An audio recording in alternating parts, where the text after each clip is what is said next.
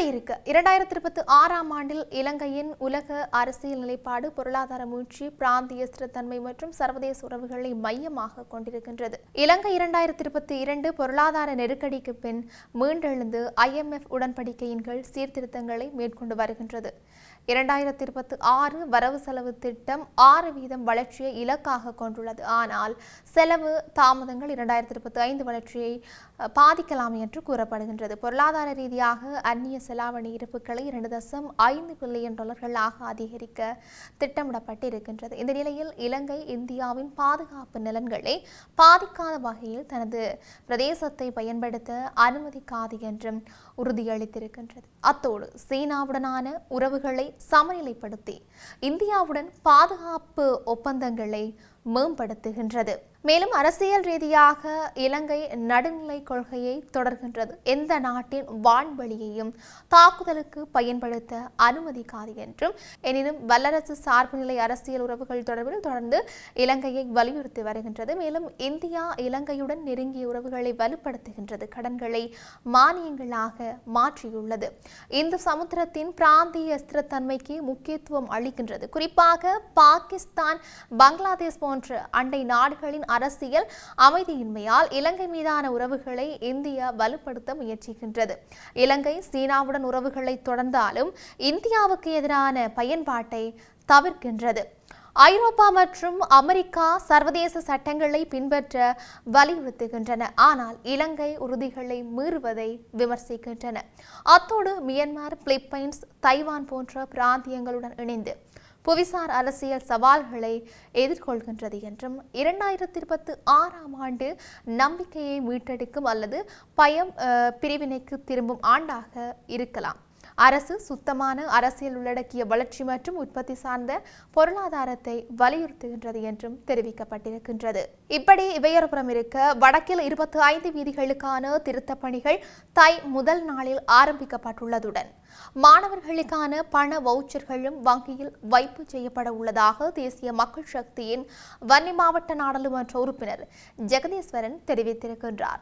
தேசிய மக்கள் சக்தியின் வவுனியா அலுவலகத்தில் இன்றைய தினம் இடம்பெற்ற ஊடக சந்திப்பிலேயே அவர் இவ்வாறு தெரிவித்திருக்கின்றார். தொடர்ந்து தெரிவித்த அவர், யாழ், மன்னார், வவுனியா மற்றும் முல்லைத்தீவு மாவட்டங்களில் வீதி அபிவிருத்தி பணிகள் முதலாம் நாள் ஆரம்பிக்கப்பட்டிருக்கின்றது. 2026ஆம் ஆண்டு அபிவிருத்தி ஆண்டாக இருக்கும்.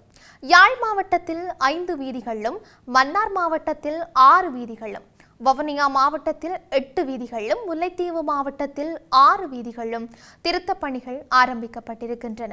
இந்த ஆண்டு முழுவதுமே ஒரு அபிவிருத்திக்குரிய ஆண்டாக இருக்கும் என்பதில் எந்தவித ஐயமும் இல்லை.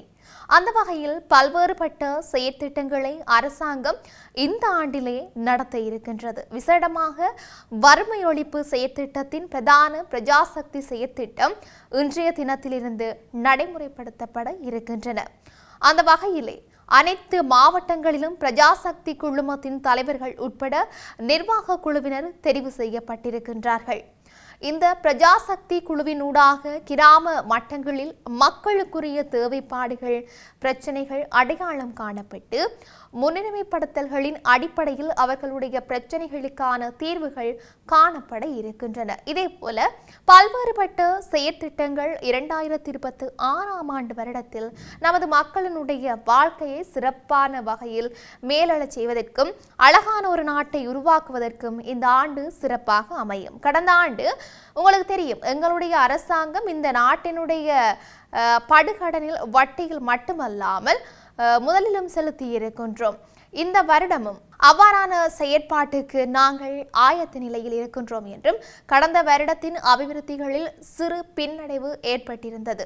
டிட்வா புயலினால் அழிவுகள் ஏற்பட்டது. இருப்பினும் எங்களுடைய அரசாங்கம் அதனை சரியான முறையில் கையாண்டு அந்த அழிவுகளிலிருந்து மக்களை மீட்டெடுப்பதோடு சுபிட்சமான ஒரு எதிர்காலத்தை 2026இல் அவர்களுக்கு வழங்குவதற்கு காத்திருக்கின்றோம். பாடசாலை மாணவர்களுக்கான 6000 ரூபாய் வவுச்சர்களுக்குரிய கொடுப்பனவுகள் இன்றைய தினம் மாணவர்களுக்கு வைப்பிலிடப்பட இருக்கின்றன. பாடசாலைகள் ஆரம்பிக்கின்ற பொழுது அந்த மாணவர்கள் சந்தோஷமாகவும் நிம்மதியாகவும் பாடசாலைக்கு செல்வதற்குரிய ஒழுங்குகளை அரசாங்கம் செய்திருக்கின்றது. புதிய கல்வி சீர்திருத்தம் இந்த ஆண்டில் நடைமுறைக்கு வருகின்றது.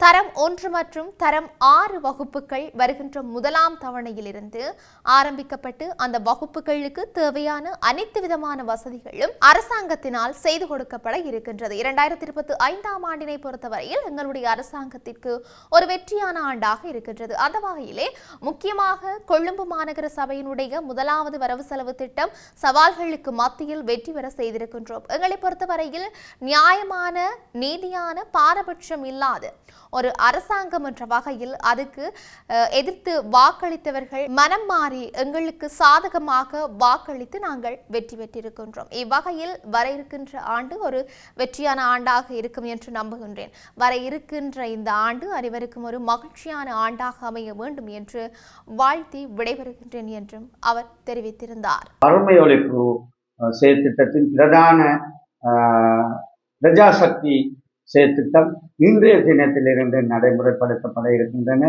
அந்த வகையிலே அனைத்து மாவட்டங்களிலும் பிரஜாசக்தி குழுமத்தின் தலைவர்கள் உட்பட நிர்வாக குழுவினர் தெரிவு செய்யப்பட்டிருக்கின்றார்கள். இந்த பிரஜாசக்தி குழுவின் ஊடாக கிராம மட்டங்களிலே மக்களுக்குரிய தேவைப்பாடுகள் பிரச்சனைகள் அடையாளம் காணப்பட்டு முன்னுரிமை பட்டியல்களின் அடிப்படையிலே அந்த அவர்களுக்கான பிரச்சனைகளுக்கான தீர்வுகள் காணப்பட இருக்கின்றன. இதே போல பல்வேறுபட்ட செயற்திட்டங்கள் இந்த வர இருக்கின்ற 2026ஆம் ஆண்டு வருடத்திலே எமது மக்களினுடைய வாழ்க்கையை சிறப்பான ஒரு வகையிலே மெளிரச் செய்வதற்கும் அழகான ஒரு நாட்டை உருவாக்குவதற்கும் முந்தைய ஆண்டாக இந்த ஆண்டு அமையும். அது மட்டுமல்லாமல் கடந்த ஆண்டு உங்களுக்கு தெரியும், எங்களுடைய அரசாங்கம் இந்த நாட்டினுடைய படுகடன், இந்த படுகடனிலே வட்டியை மட்டுமில்லாமல் முதலையும் செலுத்தி இருக்கின்றோம். அந்த வகையிலே இந்த வருடமும் அவ்வாறான செயற்பாட்டுக்கு நாங்கள் ஆயத்த நிலையில் இருக்கின்றோம். கடந்த வருடத்தின் அபிவிருத்திகளிலே சிறு பின்னடைவு டிட்வா புயலில் ஏற்பட்ட அழிவுகளினால் காணப்பட்டது. இருப்பினும் எங்களுடைய அரசாங்கம் அதனை சரியான முறையில் கையாண்டு அந்த அழிவுகளில் இருந்து மக்களை மீட்டெடுப்பதோடு சுபிட்சமான ஒரு எதிர்காலத்தை 2026இல் அவர்களுக்கு வழங்குவதற்கு காத்திருக்கின்றோம். அது மட்டுமில்லாமல் பாடசாலை மாணவர்களுக்கான 6000 ரூபாய் வவுச்சருக்குரிய கொடுப்பனவுகள் இன்றைய தினம் இப்படி இவையொருபுறம் இருக்க, கடந்த ஆண்டில் இலங்கையின் விமான போக்குவரத்து துறை கணிசமான வளர்ச்சியை பதிவு செய்துள்ளதாக துறைமுகங்கள் மற்றும் சிவில் விமான போக்குவரத்து துறை அமைச்சு அறிவித்திருக்கின்றது. 2025ஆம் ஆண்டின் முதல் 11 மாதங்களில் 92 லட்சத்திற்கும் மேற்பட்ட பயணிகள் நாட்டிற்கு வருகை தந்திருக்கின்றார்கள். இந்த எண்ணிக்கையை கடந்த வருடத்துடன் ஒப்பிடுகையில் இது 15% மேலான வளர்ச்சியாகும். இவ்வாண்டின் முதல் 11 மாதங்களில் கையாளப்பட்ட விமானங்களின் எண்ணிக்கையும் ஒப்பீட்டளவில் 14% மேலான வளர்ச்சியை பதிவு செய்திருக்கின்றது. துறைசார் அமைச்சரின் வழிகாட்டல், முகாமைத்துவத்தின் சிறப்பான நிர்வாகம், பணிக்குழாமின் அர்ப்பணிப்பு ஆகியவற்றால் வளர்ச்சி சாத்தியப்பட்டதாக சிவில் விமான போக்குவரத்து அமைச்சு அறிவித்திருக்கின்றது. இதேவேளை சுற்றுலாத்துறையில் பல இலக்குகளை எட்டிய வருடமாக 2025ஆம் ஆண்டை குறிப்பிட முடியும் என இலங்கை சுற்றுலா அபிவிருத்தி அதிகார சபை அறிவித்திருக்கின்றது. இவ்வாண்டு ஆக கூடுதலான சுற்றுலா பயணிகள் வருகை தந்தார்கள். அடுத்த ஆண்டு 30 லட்சத்திற்கு மேலான சுற்றுலா பயணிகளை கவர்ந்தெழுத்து அவர்கள் மூலம் 500 கோடி ரூபாய் வருமானத்தை ஈட்ட முடியும் என அதிகார சபையின் தலைவர் புத்திக ஹேவாவசம் நம்பிக்கை வெளியிட்டும் இருக்கின்றார். இப்படி இருக்க நாட்டில் இன்னும் என்னெல்லாம் நடக்கப் போகின்றது என்று நாங்களும் பொறுத்திருந்து பார்க்கலாம். மீண்டும் மற்றொரு பதிவினூடாக சந்திக்கலாம். வணக்கம்.